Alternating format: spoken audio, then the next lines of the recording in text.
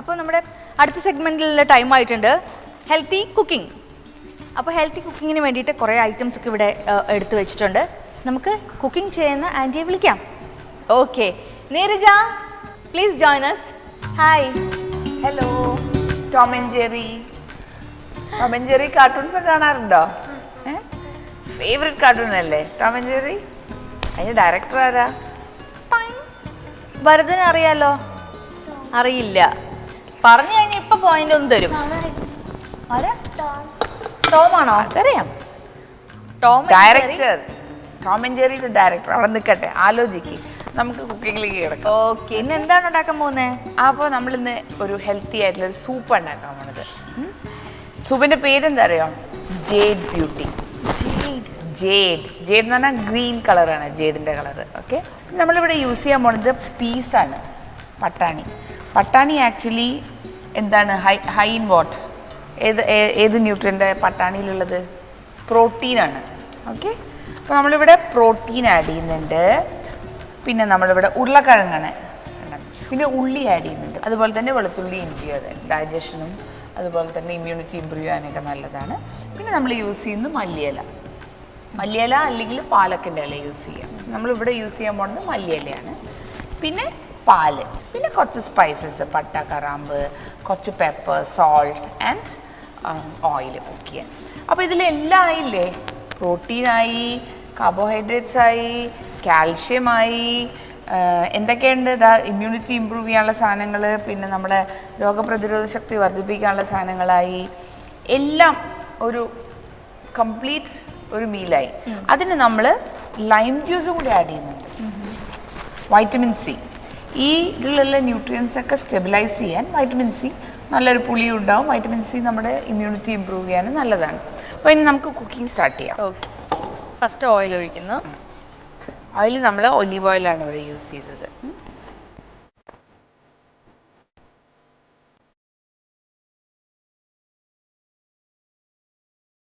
അപ്പോൾ അതാ ചൂടായി. നമ്മൾ ആദ്യം ഇടാൻ പോണത് എന്താ? ഒരു ചെറിയ കഷ്ണം പട്ടയും ബിരിയാണിയിലൊക്കെ ഇടുന്ന സാധനം കണ്ടിട്ടുണ്ടോ? പട്ട, കറാമ്പ്. പട്ടയും കറാമ്പും ഇട്ട് ഇനി നമ്മൾ ആഡ് ചെയ്യാൻ പോകുന്നത് ഉള്ളിയാണ്. അപ്പം ഇങ്ങനെ ഹോൾസം ആയിട്ടുള്ള എല്ലാം കൂടി മിക്സ് ചെയ്തിട്ട് സൂപ്സ്, സാലഡ്സ് അങ്ങനെയൊക്കെ കഴിക്കണം. ഓക്കെ, അപ്പോൾ ഉള്ളി വാടിക്കഴിഞ്ഞു. ഇനി ഞാൻ ഇടാൻ പോകുന്നത് ഉരുളക്കിഴങ്ങ് ഇടാൻ പോവാം. ഇനി ചുമ്മാ എല്ലാം ഇടുക. വെളുത്തുള്ളി, ഇഞ്ചി ഇട്ടു. നമ്മൾ എന്തായാലും ഇത് വേവിച്ച് കഴിഞ്ഞാൽ അരയ്ക്കും, അപ്പോൾ എല്ലാം അരഞ്ഞോളും. പിന്നെ നമ്മൾ പീസ് ഇട്ടു. പിന്നെ എന്താ ഇടാൻ പോണത്? മല്ലിയില.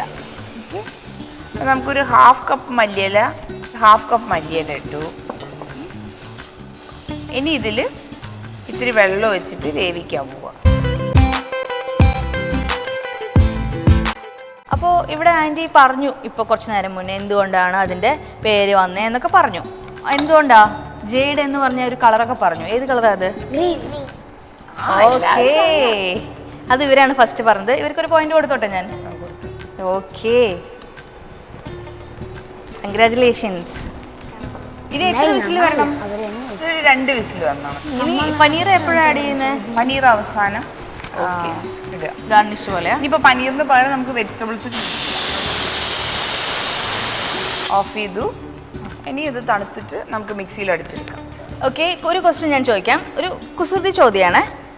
ചില മാസങ്ങൾക്ക് 31 ദിവസമുണ്ട്, ചില മാസങ്ങൾക്ക് 30 ദിവസമുണ്ട്, ചില മാസങ്ങൾക്ക് 28 ദിവസമുണ്ട്. അത് ഏതൊക്കെ മാസമാണെന്ന് പറയാൻ പറ്റുമോ? ഫൈൻ, ഓൾ മന്ത്സ്, അതാണ് കറക്റ്റ്. Okay, congrats. സോ ഇപ്പോൾ ഇവിടെ ഡ്രോ ആയിട്ടാണ് നിൽക്കുന്നത്. 2 ടീമിനും 2 പോയിന്റ് വെച്ചിട്ടുണ്ട്. അപ്പോൾ നമുക്ക് നമ്മുടെ സൂപ്പിലേക്ക് പോകാം എന്തായാലും. ഇത് വെന്തിട്ടുണ്ട്. ഇനി നമ്മൾ ആഡ് ചെയ്യാൻ പോകുന്നത് എന്താ? പാൽ ആഡ് ചെയ്യാൻ പോവാണ്. എന്നിട്ട് നമുക്കിത് മിക്സിയിലിട്ടിട്ട് അരയ്ക്കാം.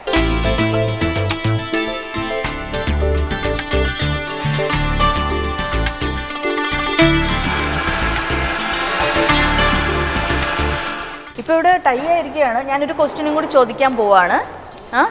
ഒരു ക്വസ്റ്റ്യനും കൂടി ചോദിച്ചു കഴിഞ്ഞാൽ ഇതിൽ പ്രൈസ് കിട്ടുന്നവർക്കാണ് ഫൈനൽ പ്രൈസ് കിട്ടുക. ഓക്കെ, ഒരു കുസൃതി ചോദ്യമാണേ. എനിക്ക് 4 കാലുകളുണ്ട്, പക്ഷെ എനിക്ക് നടക്കാൻ പറ്റില്ല. ഞാൻ ആരാണ്? ഒരു കാലുണ്ട്. ഒരു കാലല്ല, 4 കാലുണ്ട്. പെട്ടെന്ന് ആവട്ടെ. 3 കാലാണ്. 4 കാലുണ്ടെന്നേ. 4 കാലുണ്ട്. എനിക്ക് നടക്കാൻ പറ്റില്ല.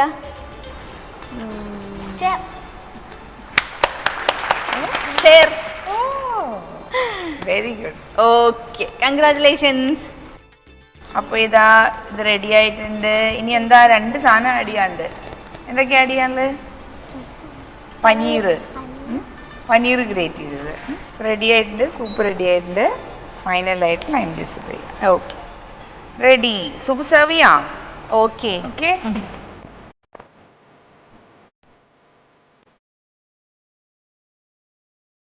അപ്പോൾ നമ്മുടെ ജേഡ് സൂപ്പ് റെഡി ആയിട്ടുണ്ട്. എല്ലാവർക്കും സെർവ് ചെയ്ത് കൊടുക്കും. ഓക്കെ, റെഡിയാണോ സൂപ്പ് കുടിക്കാൻ?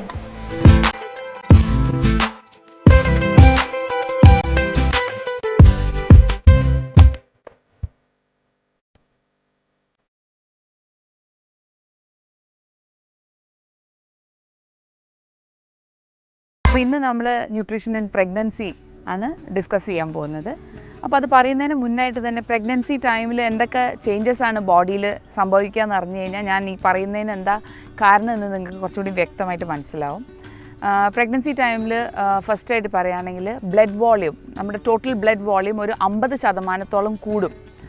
ഈ 50% കൂടുമ്പോൾ എന്താ ഉണ്ടാവുക വെച്ചിട്ടുണ്ടെങ്കിൽ അയൺ ലെവൽസ്, ബ്ലഡിലുള്ള അയൺ ലെവൽസ്, അതുപോലെ തന്നെ പ്രോട്ടീൻ ലെവൽസ്, അതുപോലെ തന്നെ സോളിബിൾ വൈറ്റമിൻ ലെവൽസ്, ഇതിൻ്റെയൊക്കെ അളവ് കുറയുകയാണ് ചെയ്യുന്നത്. എല്ലാ ന്യൂട്രിയൻസിൻ്റെയും റിക്വയർമെൻറ്റ് കൂടും ഈ പ്രഗ്നൻസി ടൈമിൽ. ഒന്ന് കാൽഷ്യം ഒരു 1000 മില്ലിഗ്രാം കാൽഷ്യമെങ്കിലും ഒരു ദിവസം കഴിക്കേണ്ടതായിട്ട് വരും. അതിപ്പം സെക്കൻഡ് ട്രൈമിസ്റ്ററിലാണ് കൂടുതൽ റിക്വയർമെൻറ്റ് അധികമാവുന്നത്. ബിക്കോസ് ആ സമയത്താണ് കുട്ടിയുടെ ബോൺ ഫോർമേഷൻ, പ്ലാസെൻ്റ ഫോർമേഷൻ, ഇതിനൊക്കെ എന്താ പറയുക, കാൽഷ്യം, അയൺ ഇതൊക്കെ വളരെ ഹൈ ലെവലിൽ വേണം. പിന്നെ സിങ്ക് എന്ന് പറഞ്ഞ ഒരു മൈക്രോ ന്യൂട്രിയൻ്റ് ആണ്. പക്ഷേ ഈ സിങ്കിൻ്റെ ഡെഫിഷ്യൻസി വരുമ്പോൾ എന്താ ഉണ്ടാവുക വെച്ചിട്ടുണ്ടെങ്കിൽ ഏർലി ആയിട്ട് അബോർഷൻ വരാനും അതുപോലെ തന്നെ കൺജനിറ്റൽ അനോമലീസ് വരാനും ഒക്കെ സാധ്യതയുണ്ട്. അപ്പോൾ സിങ്ക് റിച്ച് ആയിട്ടുള്ള ഭക്ഷണ സാധനങ്ങൾ നമ്മളിപ്പോൾ ഓൾറെഡി ഡിസ്കസ് ചെയ്തു. അപ്പോൾ ആ സിങ്ക് റിച്ച് ആയിട്ടുള്ള ഭക്ഷണ സാധനങ്ങളൊക്കെ നിങ്ങൾ ഡയറ്റിൽ ഇൻക്ലൂഡ് ചെയ്യാൻ നോക്കുക. പിന്നെ വരുന്നത് അയഡിനാണ്. അപ്പോൾ നമ്മളിപ്പോൾ ഇങ്ങനെ അഡ്വർടൈസ്മെൻറ്റ്സ് കേൾക്കാറ് അയഡൈസ്ഡ് സോൾട്ട് ഉപയോഗിക്കുക പ്രഗ്നൻസി ടൈമിൽ. അയഡിനും വളരെയധികം പ്രാധാന്യം കൊടുക്കേണ്ട ഒരു ന്യൂട്രിയൻ്റാണ്. പിന്നെ സോഡിയം ഇൻടേക്ക്, അതായത് ഉപ്പിൻ്റെ അളവ് കുറച്ച് ചുരുക്കുക, സ്പൈസി ഫുഡ്സ് കുറച്ച് ചുരുക്കുക. അപ്പോൾ ഇതൊക്കെയാണ് ജസ്റ്റ് ബേസിക്കായിട്ട് പറഞ്ഞു കഴിഞ്ഞിട്ടുണ്ടെങ്കിൽ ഈ പ്രഗ്നൻസി ടൈമിലും ബിഫോർ പ്രഗ്നൻസിയും ഒക്കെ ശ്രദ്ധിക്കേണ്ട കാര്യങ്ങൾ. പിന്നെ ഫ്രൂട്ട്സിൽ നമ്മൾ ചില ഫ്രൂട്ട്സ് നമ്മൾ ഈ പ്രഗ്നൻസി ടൈമിൽ ഒഴിവാക്കേണ്ടതുണ്ട്. പണ്ട് തൊട്ടേ നമുക്കറിയാം പപ്പായ എസ്പെഷ്യലി പച്ച പപ്പായയിൽ കാണുന്ന ആ ഒരു വൈറ്റ് കളറിലുള്ള ആ ഒരു ലിക്വിഡ് ഉണ്ടല്ലോ, തോല് ചെത്തുമ്പോൾ ഉണ്ടാവുന്ന ആ ലിക്വിഡാണ് മെയിനായിട്ട് യൂട്രൈൻ കൺട്രാക്ഷൻസ് കോസ് ചെയ്യുന്നത്. പിന്നെ പൈനാപ്പിളിലുള്ളത് ബ്രോമിലിനാണ്. ബ്രോമിലിൻ സ്വതവേ ഈ സെർവൈക്കൽ സ്പാസം കൂട്ടും, സെർവിക്സിൻ്റെ സ്പാസം കൂട്ടും. അപ്പോൾ എബോർഷനൊക്കെ ആവാനുള്ള ടെൻഡൻസി കൂടുതൽ ജാസ്തിയാണ്. പിന്നെ മുന്തിരിങ്ങ പൊതുവേ ടോക്സോപ്ലാസ്മോസിസ് എന്ന് പറയും. ആ ഒരു ഇൻഫെക്ഷൻ വന്നു കഴിഞ്ഞാൽ എന്താ പറയുക, നോസിയ, വോമിറ്റിങ്, കൂടെ ഡയറിയ വരിക. അപ്പോൾ ഇതൊക്കെയാണ് പ്രോബ്ലം. അപ്പോൾ ഗ്രേപ്സ് നമ്മൾ എത്ര കഴുകിയാലും ഇത് പ്രഗ്നൻസി ടൈമിൽ കഴിക്കാൻ അത്ര സേഫ് അല്ല. അപ്പോൾ ഇങ്ങനെ എല്ലാ സംഗതികളും ശ്രദ്ധിക്കുകയാണെങ്കിൽ വളരെ ഹെൽത്തി ആയിട്ടുള്ളൊരു ബേബീനെ ഡെലിവറി ചെയ്യാൻ പറ്റും.